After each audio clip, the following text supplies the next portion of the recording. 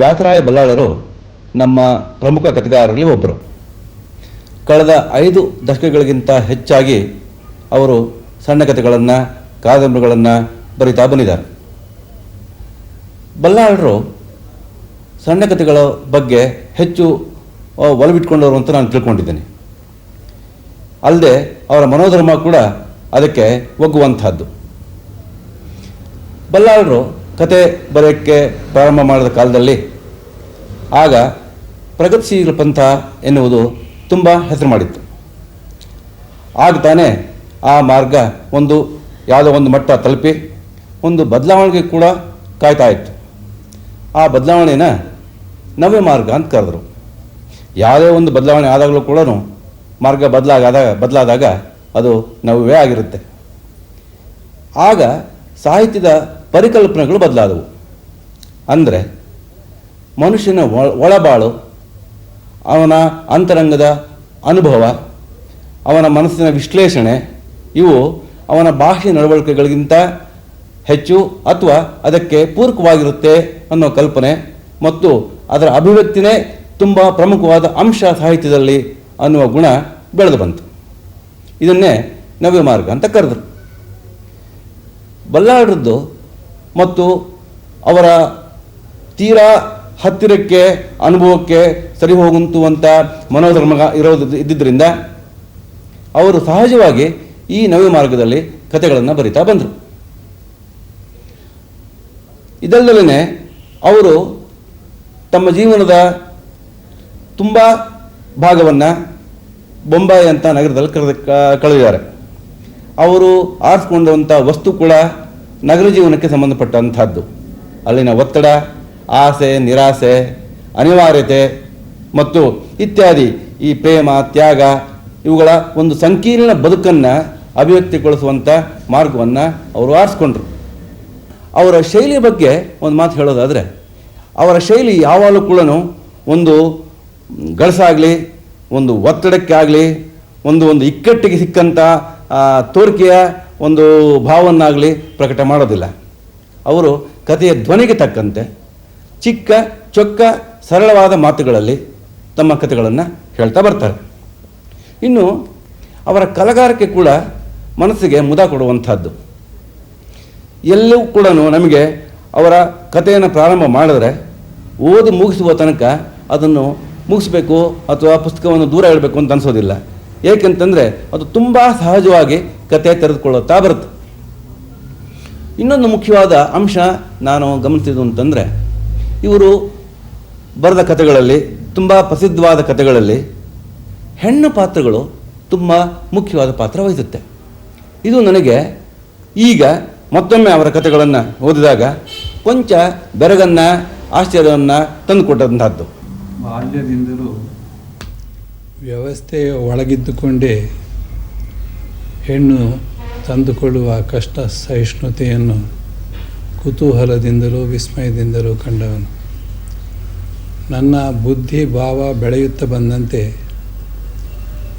ಗಂಡೇ ನಿರ್ದೇಶಿಸುವ ಕೌಟುಂಬಿಕ ವ್ಯವಸ್ಥೆಯಲ್ಲಿ ಆಕೆ ಹೇಗೆ ತನ್ನ ಸೌಂದರ್ಯ ಪ್ರಜ್ಞೆಯನ್ನು, ತ್ಯಾಗದ ಮನೋಭೂಮಿಕೆಯನ್ನು, ಹಾಗೆಯೇ ಸೃಜನಶೀಲತೆಯನ್ನು ಕಾದುಕೊಂಡು ಬಂದಿದ್ದಾಳೆ ಎನ್ನುವುದನ್ನು ತುಂಬ ಕುತೂಹಲದಿಂದ ಕಂಡಿದ್ದೇನೆ. ಈ ವ್ಯವಸ್ಥೆಯನ್ನು ಎದುರಿಸುವ ದಿಟ್ಟತನವು ಸಾಧ್ಯವಾಗದಂಥ ಶಿಕ್ಷಣದಿಂದಲೂ ವಂಚಿತಲಾದ ಆಕೆ ಬಹುಕಾಲ ಯಾವ ರೀತಿ ತನ್ನ ಸೌಂದರ್ಯ ಪ್ರಜ್ಞೆಯನ್ನು ಉಳಿಸಿಕೊಂಡು ಬಂದಿದ್ದಾಳೆ ಎನ್ನುವುದು ನನಗೆ ಬಹಳ ಕುತೂಹಲದ ಅಂಶವಾಗಿ ನನ್ನ ಸಾಹಿತ್ಯದಲ್ಲಿ ಸೃಜನಶೀಲತೆಗೆ ಪ್ರೇರಣೆ ಕೊಟ್ಟಿದೆ ಎಂದು ನಾನು ತಿಳಿದಿದ್ದೇನೆ. ಅವರ ಸಂಪಿಗೆ ಹೂವು, ಭಾವಬಂಧನ, ಅವಿವಾಹಿತೆ, ಬಯಸಿದ ಬೇಡಿ, ಬಂಧನದ ಆಚೆ ಮುಂತಾದ ಕಥೆಗಳಲ್ಲಿ ಹೆಣ್ಣು ಮುಖ್ಯವಾದ ಪಾತ್ರ ವಹಿಸುತ್ತೆ. ಮುಂಬೈಗೆ ಹೋದ 40ರ ದಶಕದ ಆದಿಯಲ್ಲಿ ಮಾಡ್ಗುಳ್ಕರ್ ಎಂಬ ಮರಾಠಿ ಕವಿಯ ಒಂದೆರಡು ಸಾಲು ನನಗೆ ತುಂಬ ಯೋಚನೆಗೀಡು ಮಾಡುವಂಥ ಒಂದು ಸಾಲಾಗಿತ್ತು ಅಂತ ಹೇಳಿ ಕಾಣುತ್ತೆ. ಅಂದರೆ ಶ್ರೀ ಜನ್ಮಾಹಿ ತುಜಿ ಕಹಾಣಿ ನಯನಿ ಅಮೃತ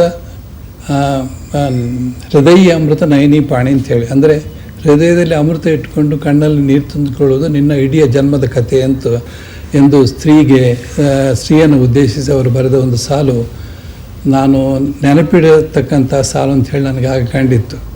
ಮುಂದೆ ಈ ನನ್ನ ಪಾತ್ರಗಳೆಲ್ಲ, ನಾನು ಸೃಷ್ಟಿಸಿದ ಸ್ತ್ರೀ ಪಾತ್ರಗಳನ್ನೆಲ್ಲ ಈ ತ್ಯಾಗ ಮನೋಭಿಮುಖಿಕೆ, ಸೌಂದರ್ಯ ಪ್ರಜ್ಞೆ ಹಾಗೂ ಆಕೆಯ ವಾತ್ಸಲ್ಯದ ಭಾವ ಇವನ್ನು ಹೆಚ್ಚಾಗಿ ತಿಳಿಸಲಿಕ್ಕೆ ಪ್ರಯತ್ನ ಪಟ್ಟಿದ್ದೇನೆ. ಆ ಪ್ರಯತ್ನವನ್ನು ಭಾಳಷ್ಟು ಜನ ಮೆಚ್ಚಿಕೊಂಡಿದ್ದಾರೆ ಅಂತಲೂ ಕೂಡ ನನಗೆ ತಿಳಿದಿದೆ. ನನ್ನ ಸ್ತ್ರೀ ಪಾತ್ರಗಳೆಲ್ಲ ಲವೆಬಲ್ ಕ್ಯಾರೆಕ್ಟರ್ಸ್ ಅಂಥೇಳಿ ವಿಮರ್ಶಕರು ಕೆಲವರು ಹೇಳಿದ್ದಾರೆ. ಕನ್ನಡದ ನವ್ಯ ಮಾರ್ಗದಲ್ಲಿ ಸುಮಾರು 50-60ರ ದಶಕದಲ್ಲಿ ಆಗಲೇ ತುಂಬ ಪ್ರಸಿದ್ಧವಾದ ಕಥೆಗಳು ಪ್ರಕಟವಾಗಿದ್ದವು. ಪ್ರಭಾವದ ದೃಷ್ಟಿಯಿಂದ ಹೇಳೋದಾದರೆ ಹೀಗೆ ಪ್ರಸಿದ್ಧವಾದ ಯಾವ ಕಥೆಯೂ ಕೂಡ ಬಲ್ಲಾಳರ ಮೇಲೆ ಹೆಚ್ಚಿನ ಪ್ರಭಾವವನ್ನು ಉಂಟು ಮಾಡಿಲ್ಲ. ಅವರು ಯಾವಾಗಲೂ ತಮ್ಮ ಮಾರ್ಗದಲ್ಲೇ ನಡೆದವರು, ಅದರಲ್ಲೇ ಸಾಕಷ್ಟು ಯಶಸ್ಸನ್ನು ಕೂಡ ಕಂಡುಕೊಂಡವರು. ಅವರ ಕಥೆಗಳಲ್ಲಿ ಇನ್ನೂ ಕೆಲವಾರು ಕಥೆಗಳು ತುಂಬ ಯಶಸ್ವಿಯಾದವು. ಉದಾಹರಣೆಗೆ ಮುಗಿದ ಯುದ್ಧ, ಮುಸ್ಸಂಜೆ, ಅಲ್ಲದೆ ಕಣ್ಣುಗಳು ಅನ್ನುವ ಒಂದು ಕತೆ. ನಾನು ಹಿಂದೆ ಹೇಳಿದ ಮಾತುಗಳ ಹಿನ್ನೆಲೆಯಲ್ಲೇ ಕಣ್ಣುಗಳ ಕತೆ ಕೂಡ ಒಂದು ದೃಷ್ಟಾಂತವೆನಿಸಬಹುದಾದ ಕತೆ. ಇಲ್ಲಿ ಕೂಡ ಸ್ವಲ್ಪ ಶಿಕ್ಷಿತ ಸ್ತ್ರೀ ಬಿಡುಗಡೆಗಾಗಿ ಹಂಬಲಿಸುತ್ತಾಳೆ. ಬಿಡುಗಡೆ ಅಂತರ್ಜಾತೀಯ ವಿವಾಹದ ಮೂಲಕ ಬರುತ್ತೆ. ಅಲ್ಲಿ ಕೂಡ ಎರಡೂ ಮನೆಗಳ ಸಂಪರ್ಕವನ್ನು, ಕೌಟುಂಬಿಕ ಸಂಪರ್ಕವನ್ನು ಕಡಿದುಕೊಳ್ಳಬಾರದೆ ಎನ್ನುವ ಹಿನ್ನೆಲೆಯಲ್ಲಿ ಈ ಕತೆ ರೂಪಿತವಾಗಿದೆ.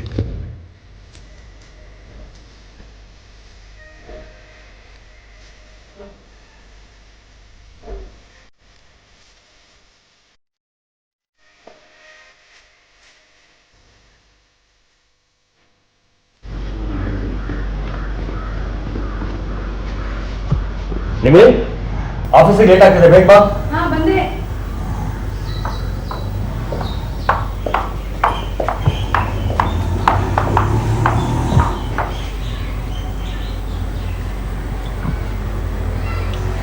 ಮಳೆ ಬರೋ ತರ ಇದೆ.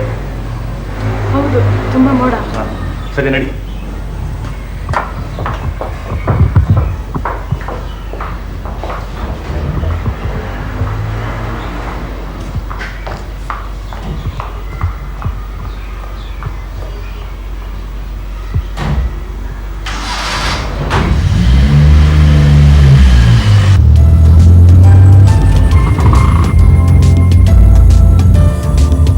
ನಿಮ್ಮಿ, ರೀಗಲ್ನಲ್ಲಿ ಬೇರೆ ಪಿಕ್ಚರ್ ಬಂದಿದೆ, ಸಾಯಂಕಾಲ ಹೋಗೋಣವಾ? ಸಾಯಂಕಾಲನಾ? ನನಗೆ ಇವತ್ತು ಸಾಯಂಕಾಲ ಆಗೋದಿಲ್ಲ. ಪ್ಲೀಸ್, ಸಿನಿಮಾಕ್ಕೆ ಇನ್ಯಾವತ್ತಾದರೂ ಹೋಗೋಣ.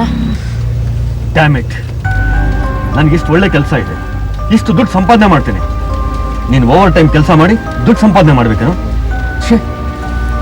ಹಾಗಲ್ಲ ದಯಾ, ಸಾಯಂಕಾಲ ಸ್ವಲ್ಪ ಕೆಲಸ ಇದೆ. ರಾತ್ರಿ ಆದಷ್ಟು ಬೇಗ ಬಂದ್ಬಿಡ್ತೀನಿ.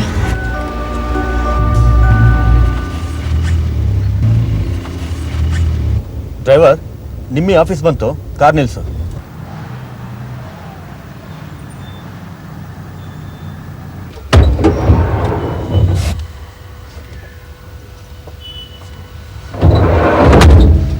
ಬರ್ತೀನಿ. ನಾಳೆನೂ ಇದೇ ನೆಪ ಹೇಳ್ಬೇಡ. ನಾಳೆ ಸಾಯಂಕಾಲ ಟ್ರೈನಿನಲ್ಲಿ ಸ್ಟಾಫ್ ಪಾರ್ಟಿ ಇದೆ ಗೊತ್ತಲ್ಲ. ಸರಿ ಹೋಗಿನ್ನು, ಬೇಜಾರು ಮಾಡ್ಕೋಬೇಡ.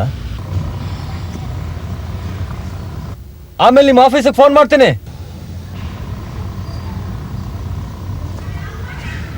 ಪ್ಲೀಸ್ ನೀವು ಆಫೀಸಿಗೆ ಫೋನ್ ಮಾಡಬೇಡಿ. ಅವ್ನು ನನ್ನ ಕನೆಕ್ಷನ್ ಕೊಡೋದಿಲ್ಲ, ತುಂಬ ಸ್ಟ್ರಿಕ್ಟು. ಟೈಮ್ ವೇಸ್ಟ್ ಆಗುತ್ತೆ. ಆಫೀಸಿಗೆ ಯಾರು ಫೋನ್ ಮಾಡಬಾರ್ದು ಅಂತ ಹೇಳಿದ್ದಾರೆ. ಮಧ್ಯಾಹ್ನ ನಾನೇ ನಿಮಗೆ ಫೋನ್ ಮಾಡ್ತೀನಿ. ಬರಲಾ? ಬಾಯ್.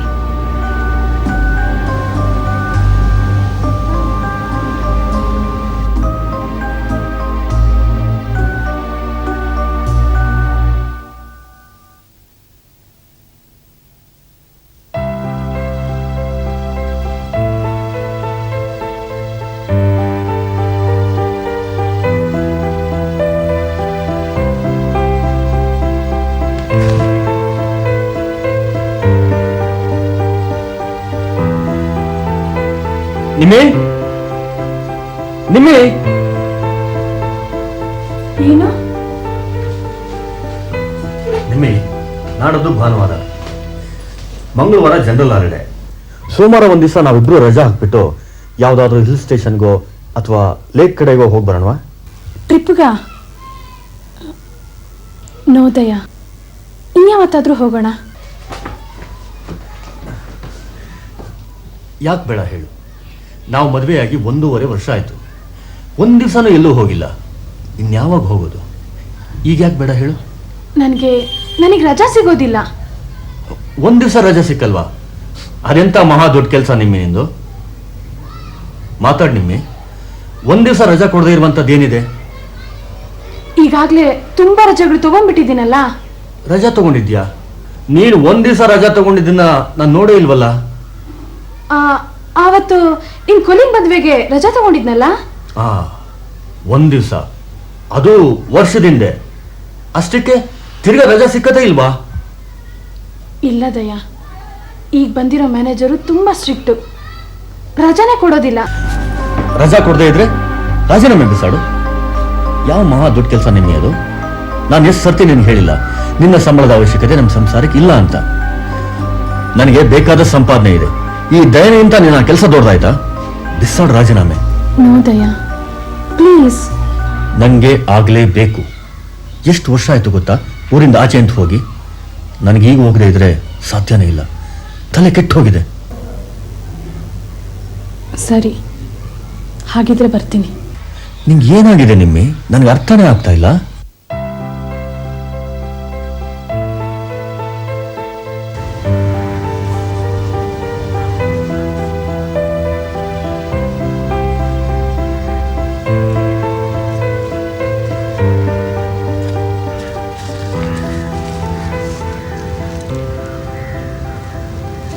ಯಾಕೆ ನಿಮ್ಮಿ, ನಿನ್ಗೇನಾಗಿದೆ?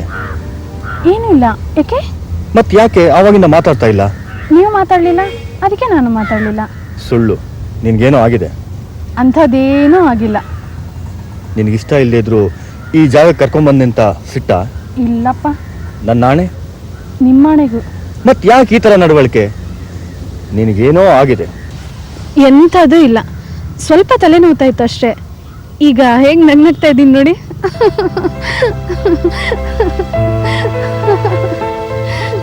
ಡ್ರೈವರ್, ಆಫೀಸಿಗೆ ನಡಿ.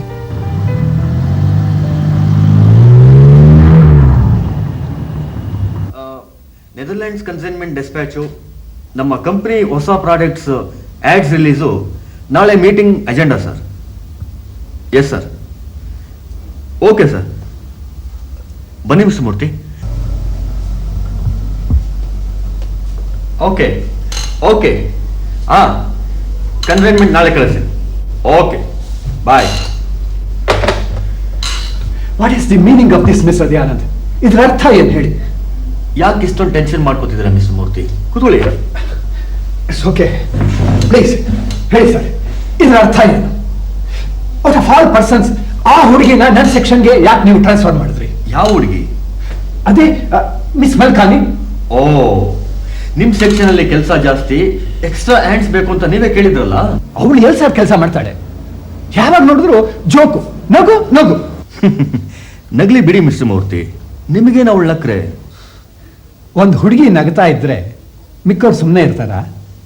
ಅವರು ಅವ್ರ ಜೊತೆನಲ್ಲಿ ಸೇರಿಕೊಂಡು ನಗೋಕ್ ಶುರು ಮಾಡ್ತಾರೆ. ಹೀಗಾದ್ರೆ ಕೆಲಸ ಎಲ್ಲಿ ನಡೆಯುತ್ತೆ ಸರ್? ನಿಮಗೆ ಹುಡುಗಿಯರ ವಿಚಾರ ಗೊತ್ತಿಲ್ಲ ಮಿಸ್ ದಯಾನಂದ್. ಪೇಪರ್ಗಳಲ್ಲಿ ಆ್ಯಡ್ಸ್ ಬರುತ್ತಲ್ಲ, ಜಾಹೀರಾತು, ಅದಕ್ಕೆ ಇವಳು ಮಾಡಲ್ ಆಗಿದ್ಲಂತೆ ಮುಂಚೆ.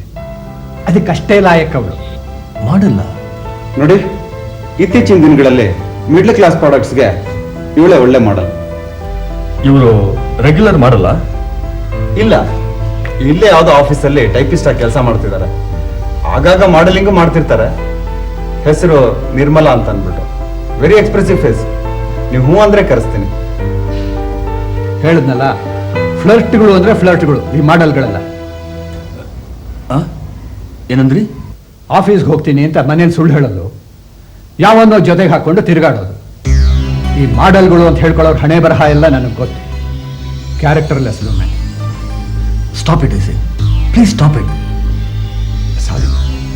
ಸಾರಿ ಮಿಸ್ಟರ್ ದಯಾನಂದ್, ನಾನು ಯಾರ ಕ್ಯಾರೆಕ್ಟರ್ ಅಸಾಸಿನೇಷನ್ ಮಾಡೋದಕ್ಕೂ ಹೇಳಿಲ್ಲ. ಇರೋ ವಿಚಾರ ಹೇಳಿದೆ ಅಷ್ಟೇ. ಬೇರೆಯವ್ರ ಹತ್ರ ಕೆಲಸ ತಗೊಳ್ಳೋದು, ಡಿಸಿಪ್ಲಿನ್ ಮೇಂಟೈನ್ ಮಾಡೋದು ನಮ್ಮ ಎಬಿಲಿಟಿ ಮೇಲೆ ಹೋಗುತ್ತೆ. ನೀವಿನ್ ಹೋಗ್ಬೋದು. Okay sir. ನನಗೂ ಮಾಡ್ಲಿಂಗ್ ಮಾಡೋದಕ್ಕೇನು ಇಷ್ಟ ಇಲ್ಲ, ಆದರೂ ಏನು ಮಾಡೋದಕ್ಕಾಗುತ್ತೆ? I am helpless. ನನ್ನಿಂದ ನಮ್ಮ ಮನೆಗೆ ತುಂಬ ಫೈನಾನ್ಷಿಯಲ್ ಹೆಲ್ಪ್ ಬೇಕಾಗಿದೆ. ಈ ಟೈಪಿಸ್ಟ್ ಕೆಲಸದ ಜೊತೆಗೆ ಮಾಡ್ಲಿಂಗು ಮಾಡಬೇಕಾಗುತ್ತೆ. ತಪ್ಪು ತಿಳ್ಕೊಳ್ಳದೆ ಇದ್ರೆ ಒಂದು ಪ್ರಶ್ನೆ, ನಿಮ್ದು ಮದುವೆ ಆಗಿದೆಯಾ? ಇನ್ನೂ ಇಲ್ಲ. ಮದುವೆ ಆಗೋ ಇಷ್ಟ? ಸರಿಯಾದ ಹುಡುಗ ಸಿಕ್ಕಿದ್ರೆ ಇಷ್ಟ, ಇಲ್ದಿದ್ರೆ ಕಷ್ಟ. ಈ ಸಂಬಂಧ ನಿನಗೆ ಬೇಡ ದಯ. ಆ ಥರದಲ್ಲಿ ನಿರ್ಧಾರ ಮಾಡಿ ಜೀವನನ ದುಃಖ ಮಾಡ್ಕೋಬೇಡ. ಮಾಡ್ತಾ ಇದ್ದಿದ್ದ ಹುಡುಗಿ ನಮ್ಮನೆಗೆ ಸರಿ ಹೋಗೋಲ್ಲ. ಚೆನ್ನಾಗಿ ಯೋಚನೆ ಮಾಡು. ಚೆನ್ನಾಗಿ ಯೋಚನೆ ಮಾಡಿದ್ದೀನಪ್ಪ. ನಿನ್ನ ತಾಯಿ, ಅಣ್ಣ, ತಂಗೀರು ಯಾರಿಗೂ ಈ ಹುಡುಗಿ ಇಷ್ಟ ಇಲ್ಲ. ಅವಳ ಮೇಲೆ ಯಾರೂ ಒಳ್ಳೆ ಅಭಿಪ್ರಾಯ ಹೇಳೋದಿಲ್ಲ. ನಿರ್ಮಲಾ ಮನೇಲಿ ನನ್ ಕಂಡ್ರು ಯಾರಿಗೂ ಇಷ್ಟ ಇಲ್ಲಪ್ಪ. ಮತ್ತೆ ಯಾಕಪ್ಪ ದುಡುಕ್ಬೇಕು? ನಾವಿಬ್ರು ನಿರ್ಧಾರ ಮಾಡಿಬಿಟ್ಟಿದ್ದೀವಿ. ಸರಿ, ನಿನ್ನ ಸಂಸಾರನ ತೂಗಿಸ್ಕೊಂಡು ಹೋಗೋನು ನೀನೆ. ಸಾಯೋ ತನಕ ಒಂದು ಕೊಡಗನ್ನು ಕಟ್ಕೊಂಡೆ ಅನ್ನೋ ಭಾವನೆ ನಿನ್ನ ಮನಸ್ಸಿನಲ್ಲಿ ಬರಬಾರ್ದು ಯಾವಾಗಲೂ ಅಂತ ನಾನು ಹೇಳಿದೆ. ಇಷ್ಟು ಮೇಲೆ ನಿನ್ನಿಷ್ಟ. ಆದರೆ ಒಂದು ಮಾತು, ನಿನ್ನ ಮದುವೆಗಾಗಲಿ, ಮದುವೆ ಆದಮೇಲೆ ನಿನ್ನ ಮನೆಗಾಗಲಿ ನಾವು ಯಾರೂ ಬರೋದಿಲ್ಲ. ನಮ್ಮನ್ನು ನೋಡಬೇಕು ಅನ್ನೋ ಇಷ್ಟ ಇದ್ದರೆ ನೀನೇ ಇಲ್ಲಿಗೆ ಬರ್ಬೋದಷ್ಟೆ.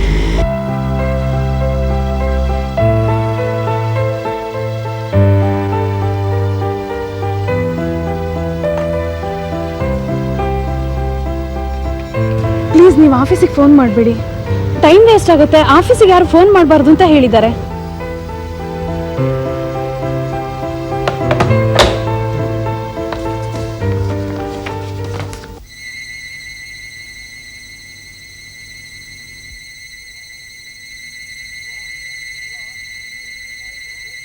ಶಿವ, ಗೇಟ್ ಶಬ್ದ ಆಯ್ತು.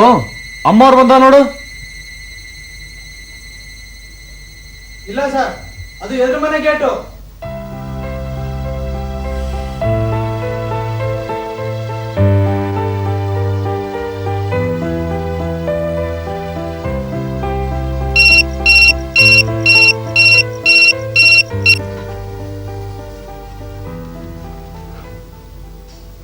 ಹಲೋ. ಹಲೋ, ನಾನು ನಿಮ್ಮಿ. ಇನ್ನು ಓವರ್ ಟೈಮ್ ಮುಗಿಲಿಲ್ವಾ? ಓವರ್ ಟೈಮ್ ಅಲ್ಲದೆಯಾ? ಮತ್ತೆ ಯಾಕೆ ಇಷ್ಟು ಲೇಟು? ಎಲ್ಲಿಂದ ಟೆಲಿಫೋನ್ ಮಾಡ್ತಿದ್ಯಾ? ಇಲ್ಲೇ ಅಪ್ಪನ ಮನೆ ಹತ್ರದಿಂದ, ಪಬ್ಲಿಕ್ ಟೆಲಿಫೋನ್ನಲ್ಲಿ. ಓ, ಏನಾಯ್ತು? ಯಾಕೆ ಅಲ್ಲಿಗೆ ಹೋದೆ? ಮನೆ ಪರಿಸ್ಥಿತಿ ಚೆನ್ನಾಗಿಲ್ಲ. ಫೋನ್ ಮಾಡಿದ್ರು. ನಾನು ಇವತ್ತು ಇಲ್ಲೇ ಇರಬೇಕಾಗುತ್ತೆ. ಮನೆಗೆ ಯಾವಾಗ? ನಾಳೆ ಬೆಳಿಗ್ಗೆನಾ? ಬೆಳಿಗ್ಗೆ ಆಗಲ್ಲ, ನಾಳೆ ಎಲ್ಲ ಇಲ್ಲೇ ಇರಬೇಕಾಗುತ್ತೆ. ಬೇಜಾರು ಮಾಡ್ಕೋಬೇಡಿ. ಮತ್ತೆ ನಾಳೆ ಆಫೀಸ್ಗೆ ಏನು ಮಾಡ್ತೀಯಾ? ಅದು ರಜಾ ತಗೊಳ್ತೀನಿ. ನಾನು ಹೇಳಿದಾಗ ರಜಾ ಹಾಕೋಕ್ಕೆ ಕೊಡಲ್ಲ. ಈಗ ರಜಾ ಕೊಡ್ತಾರೆ ಅಲ್ಲ?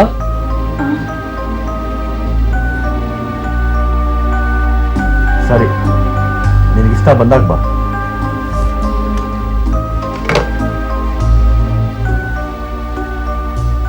ಅಮ್ಮ ಅವ್ರದ್ದು ಸರ್ ಫೋನು? ಹ್ಞೂ, ಯಾವಾಗ ಬರ್ತಾರಂತೆ? ನಾಳೆ ರಾತ್ರಿ ಬರ್ತಾರಂತೆ. ಹಾಂ, ಎಲ್ಲಿದ್ದಾರಂತೆ? ಎಲ್ಲ ಅವ್ರ ಅಪ್ಪನ ಮನೇಲಿದ್ದಾರಂತೆ. ಹೋಗೋ ಸುಮ್ಮನೆ.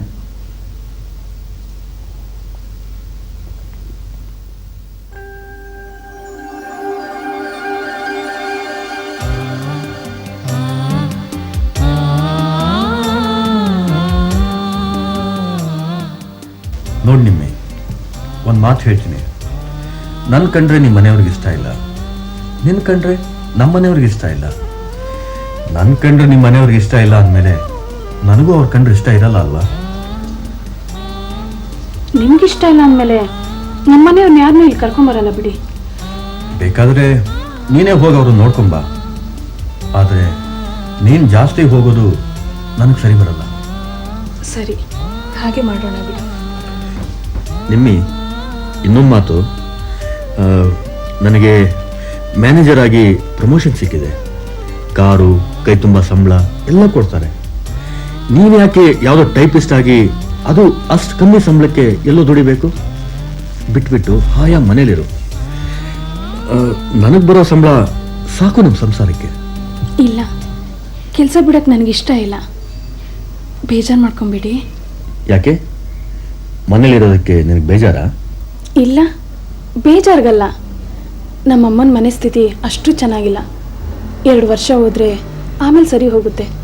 ಅಲ್ಲಿವರೆಗೂ ನಾನು ದುಡ್ದು ಪ್ರತಿ ತಿಂಗಳು ಒಂದಿಷ್ಟು ದುಡ್ಡು ಕಳಿಸೋಣ ಅಂತ. ನನ್ನ ತಂಗಿ ಗೌರ ಅಂದರೆ ನಂಗೆ ತುಂಬ ಇಷ್ಟ. ಅವಳಿಗೆ ಹುಷಾರಿಲ್ಲ.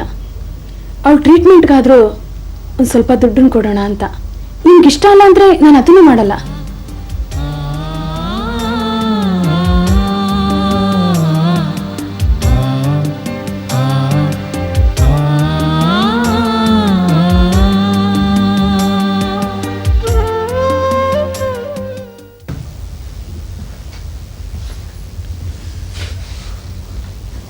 ಸರ್, ಅಮ್ಮವರು ಮೊನ್ನೆನೂ ಬರಲಿಲ್ಲ, ನೆನ್ನೆನೂ ಬರಲಿಲ್ಲ. ಇವತ್ತು ಬರ್ತಾಳೇನೋ, ನೋಡೋಣ ಬಿಡ.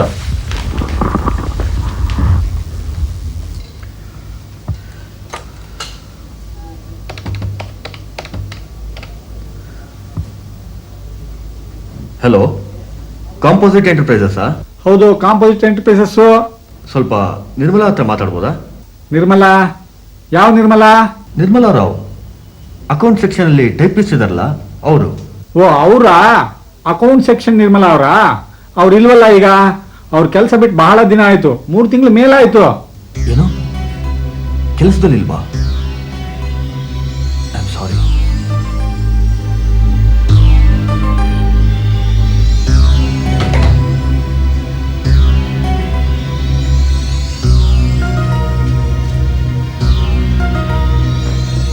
ಸರ್, ಸರ್, ಸಂಜೆ 5 ಗಂಟೆಗೆ ಸ್ಟಾಫ್ ಮೀಟಿಂಗ್ ಅರೇಂಜ್ ಮಾಡಿದ್ದೀನಿ. ಇಲ್ಲ, ಇವತ್ತು ಬೇಡ. ಇವತ್ತು I am not feeling well. ಇನ್ನೊಂದು ದಿವಸ ಇಟ್ಕೊಳ್ಳಿ. Okay sir. ಮಿಸ್ಟರ್ ಮೂರ್ತಿ ಸರ್, ನಾನು ಮನೆಗೆ ಹೋಗ್ತೀನಿ. ಸ್ವಲ್ಪ ದಯವಿಟ್ಟು ಆಫೀಸ್ ಕಡೆ ನೋಡ್ಕೋತೀರಾ? Yes sir.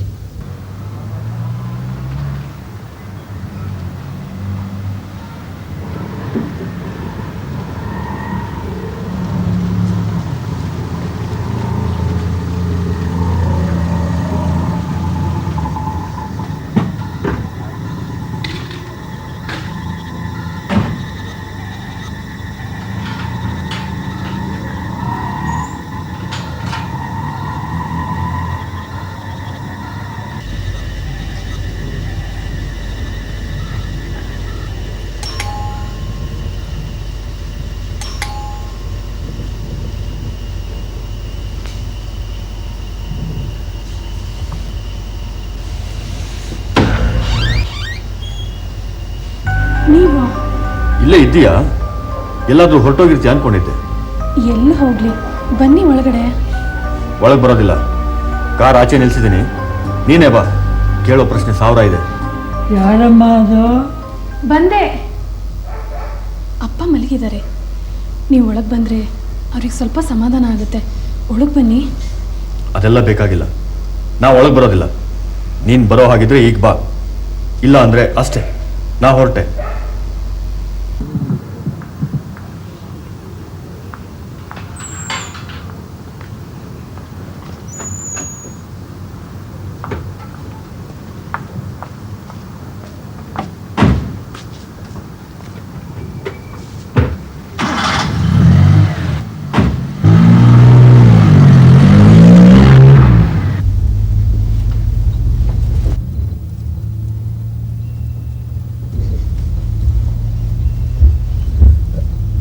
ಯಾಕೆ ಹೀಗೆ ಮಾಡಿದೆ? ನಿನ್ನೆ ಒಳಗಾಗಿ ಬರ್ತೀನಿ ಅಂತ ಹೇಳಿರ್ಲ್ವಾ ನೀನು?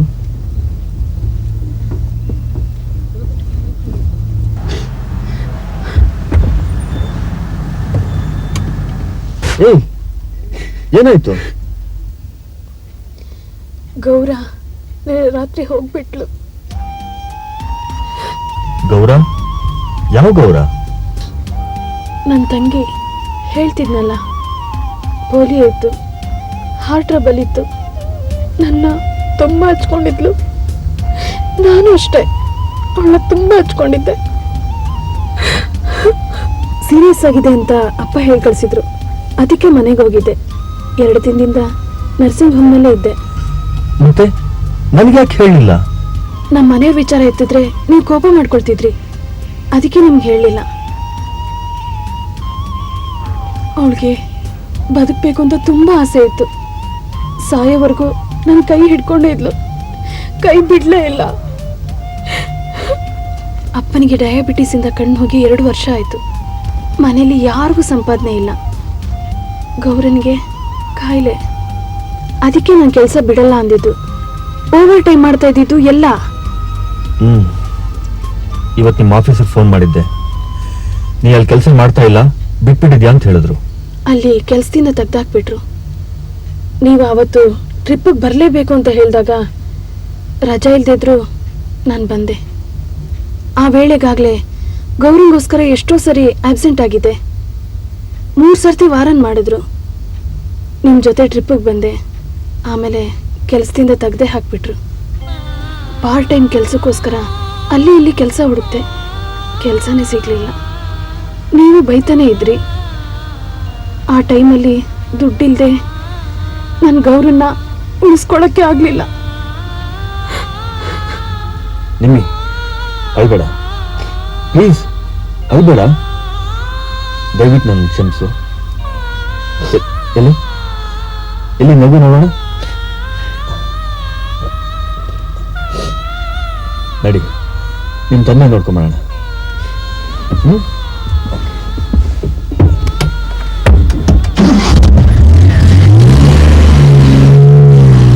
ಕತೆ ಹೇಳಲಿಕ್ಕೆ ಹೊರಟಿರುವಂಥ ದಾಂಪತ್ಯ ಜೀವನದಲ್ಲಿ ಬೇಕಾದಂಥ ಒಂದು ರೀತಿ ಪರಸ್ಪರ ಅನುರಾಗ ಅಥವಾ ಪರಸ್ಪರ ಅನ್ಯೋನ್ಯತೆ, ಒಬ್ಬರನ್ನೊಬ್ಬನು ಅರ್ಥ ಮಾಡಿಕೊಳ್ಳಬೇಕಾದ ಅನಿವಾರ್ಯತೆ ಅಂತ ಏನಿದೆ, ಅದು ಒಂದು ಹೃದಯಪೂರ್ಣವಾದ, ಒಂದು ಹೃದಯಂಗಮವಾದ ಒಂದು ಘಟನೆಯಿಂದ ಅದನ್ನು ಅವರು ವ್ಯಕ್ತಪಡಿಸ್ತಾರೆ.